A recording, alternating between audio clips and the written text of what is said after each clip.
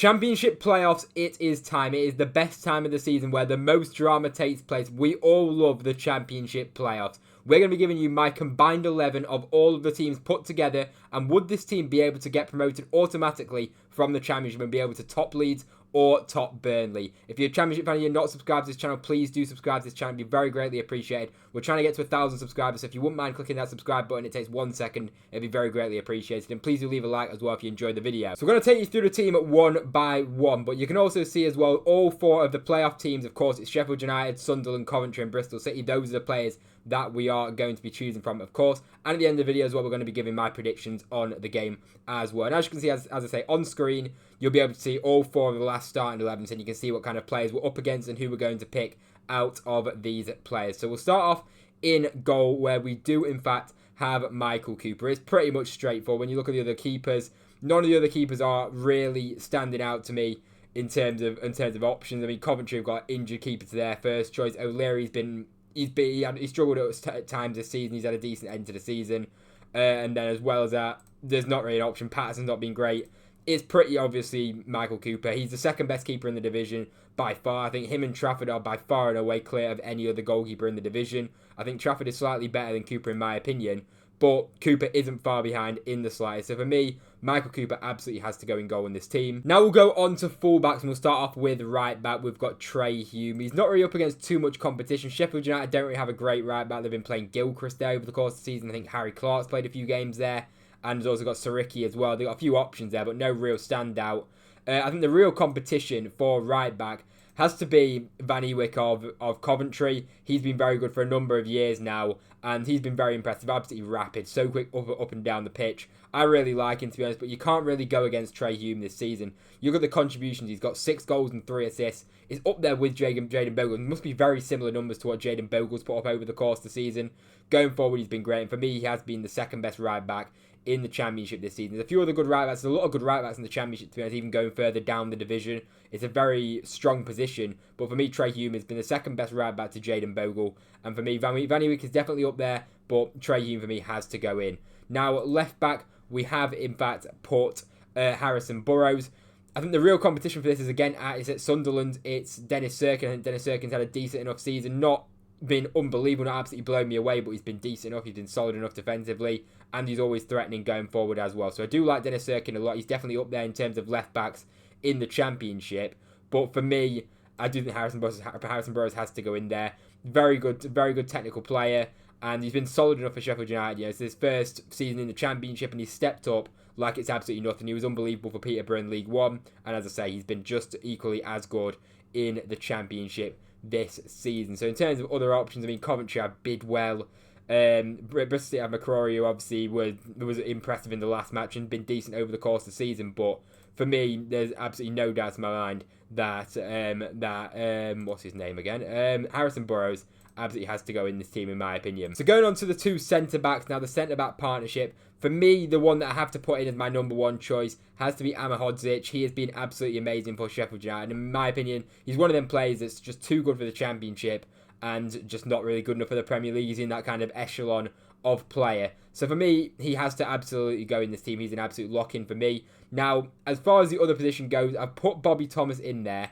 Now, it might be quite controversial when you look at the Sunderland players, in particular Chris Metham. I think Chris Metham's been fantastic for Sunderland. A great loan signing, got Premier League experience, and he's shown his experience in that Sunderland back line. Of course, Sunderland haven't been as good in the last few games. Maybe it's recency bias, potentially, but I don't think you can take anything away from Bobby Thomas. I mean, he's got some last-minute goals that have been absolutely crucial. I mean, I'm not putting him in because of his last-minute goals, but I mean, it definitely does add a little bit to that. But Bobby Thomas has been absolutely solid as a rock defensively for Coventry over the course of the season. He's a player that he really has the potential. Still only 24 years old. He really does have the potential to go on and play at Premier League level for Coventry City, hopefully, if they do go on and win the playoffs. So for me, Bobby Thomas gets in there. I think it's very close between him and Metham. You can honestly, if for me, it's flipping a coin between the two. I think they've both been fantastic. Metham's been a leader in that Sunderland team. Bobby Thomas has stepped up as well for that Coventry side. Under Frank Lampard, he's been absolutely ridiculous.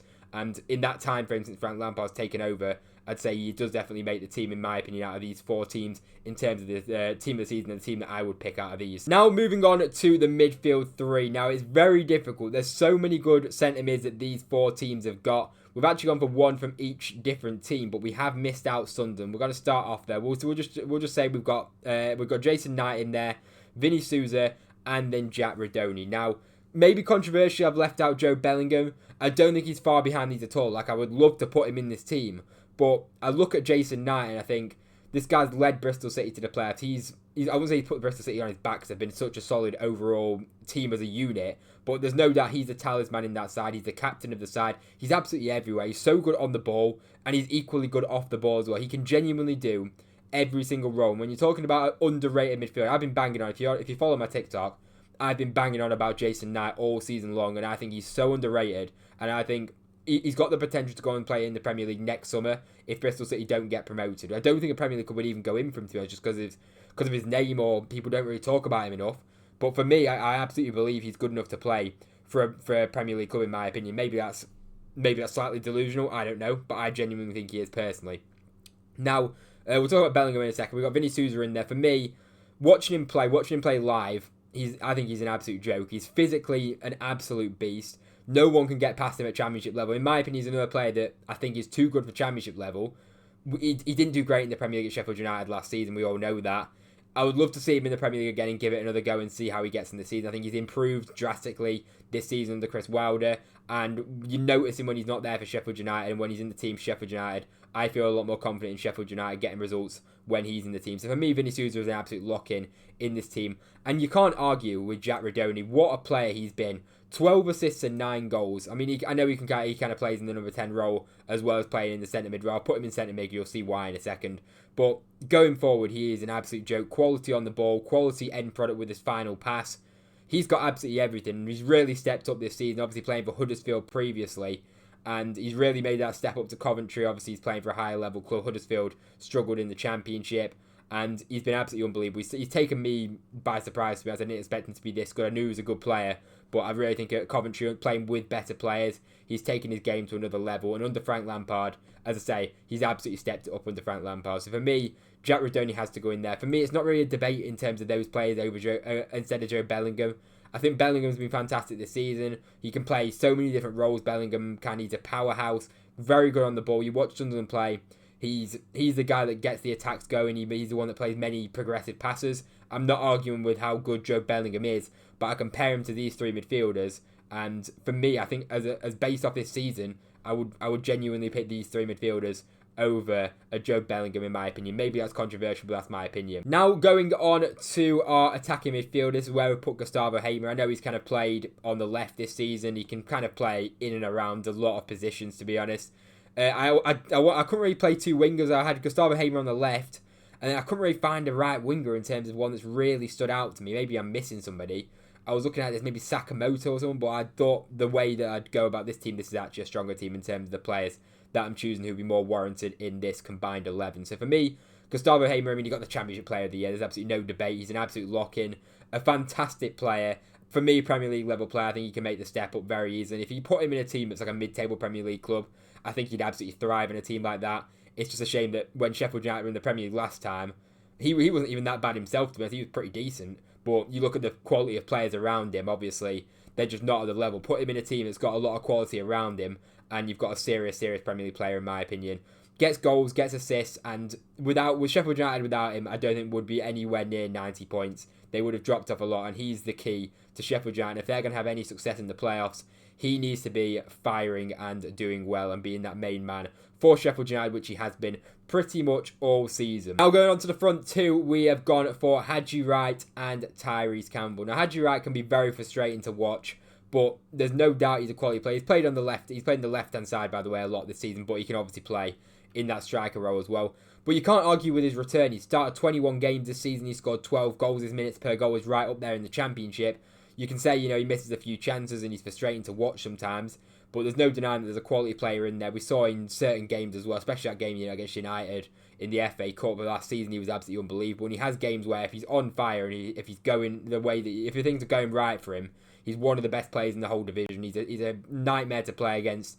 For me, Haji Wright has got the quality for me. I would put him in that side. And by the way, as far as attacking options for these teams, they're not exactly like the best outfits going forward. You've got some individual talents there, but you look at the players, they're not fantastic in terms of the actual individual quality, in my opinion. So I think I had you right for me on individual quality is right at the top as far as these four teams go for forwards.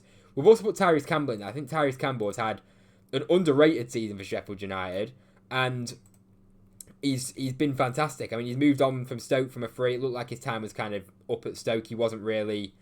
I just think his time kind of petered out at Stoke. He needed a move, and his move to Sheffield United has absolutely worked out. He's only started 20 games this season, scored 10 goals. His minutes per goal is absolutely fantastic as well.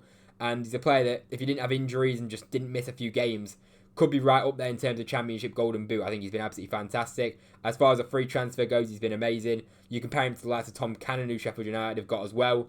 He's absolutely head and shoulders above him in the games that he's played. He offers so much more to that side than the Tom Cannon does. So for me, I think Tyrese Campbell has to go in this team. So that is the combined 11 right there. We'll get onto the predictions now and what I think is going to happen in the games. Now we'll start off with the Thursday night game, Bristol City versus Sheffield United. It's going to be very difficult for Bristol City. An amazing achievement for them reaching the playoffs. Sheffield United will be favourites going into it.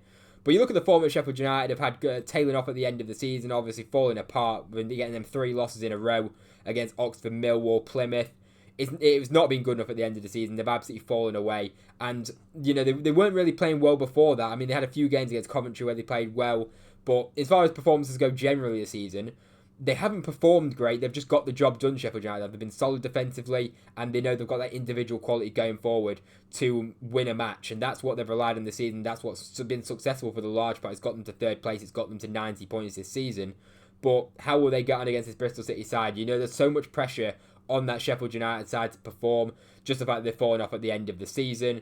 And there's just a lot of pressure on that side now. When you look at the points total, there's a 22 points gap between Sheffield United and Bristol City. So there is pressure for Sheffield United to go on and get the win in this game. I do think Sheffield United will get through it over the course of the 2 legs. I think they'll be able to get through the first leg. I think they'll be able to get a draw in that. And I do expect Sheffield United to get through to that playoff final, in my opinion. But looking at Bristol City, unbelievable achievement them getting here. They've got a quality side. Liam Manning's a quality manager, and they've got a system in place which is really impressive. They've got some great individual talent in the side as well.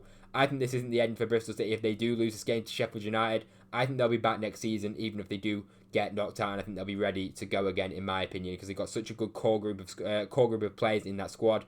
For me, Bristol City have got a bright future ahead of them, but I do think Sheffield United will get through this game. And just to put a prediction on it, we'll go 2-1 to Sheffield United across the 2 legs. Sheffield United don't concede many goals, so I think it'll be quite a cagey affair, and I think Sheffield United will just have that professionalism and the individual quality to get them through the game. And now we'll go to Coventry versus Sunderland on the Friday night. Coventry, of course, getting that win in the final game against Middlesbrough to cement their place in the playoffs. And Sunderland, I mean, they have been absolutely dreadful. They played against my team, QPR, in the last match, and they were hopeless. We are a bang average Championship team who, if you were to pick a team, if you were to cherry pick a team to play on the final day of the season for Sunderland, I think QPR will be right at the top of the list.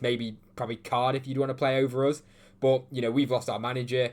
We're a bang average team. We don't really create a lot of chances, and we've struggled over the second half. Well, we've struggled over the last 10, 15 games of the season. So I would say we're a great team to play. They lost the game 1-0 to us, and they've not scored in the last, 3 matches or so now. They're not scored in the last 3 matches, 5 losses in a row. They're not playing well in the slightest. They're coming into the playoffs in the worst form possible, and you're up against the Coventry side, which will be absolutely up for this playoff match no matter what. They've got into the playoffs. Their fans are absolutely rocking at the moment. Since Frank Lampard's taken over, they've had some of the best fans in the league, and I don't see how Sunderland are going to be able to click into gear out of nowhere. Of course, to a degree, form goes out the window in the playoffs, but when you've lost 5 games in a row and you've been pathetic as Sunderland have, to be honest, I can't see anything other than a Coventry win. I really do think Coventry will get through this game, and I think it'll be a Coventry and Sheffield United playoff final. I think Coventry they're not exactly in form, but they've got a bit more momentum. Sunderland have got no momentum whatsoever, and Coventry will be absolutely licking their lips at the prospect of playing Sunderland in this game. They'll be so grateful they didn't get Sheffield United. So I think they've got a great opportunity to win. Now, for me personally, I think Coventry will blow them away. I think Coventry will beat them maybe 3-4-1. I think Coventry will comfortably get through this, I'm not going to lie. But let me know what you think and let me know what you think of the team, and let me know how you think the playoffs will end up going. If you're new to the channel, please do subscribe. If you watch this point, please do subscribe. It takes 1 second, as I say, I'm trying to get to 1,000 subs. So if you wouldn't mind dropping me a subscription, it takes 1 second, be very greatly appreciated. Drop a like while you're down there as well. Thank you very much for watching. I hope you enjoyed, and I'll see you in the next one.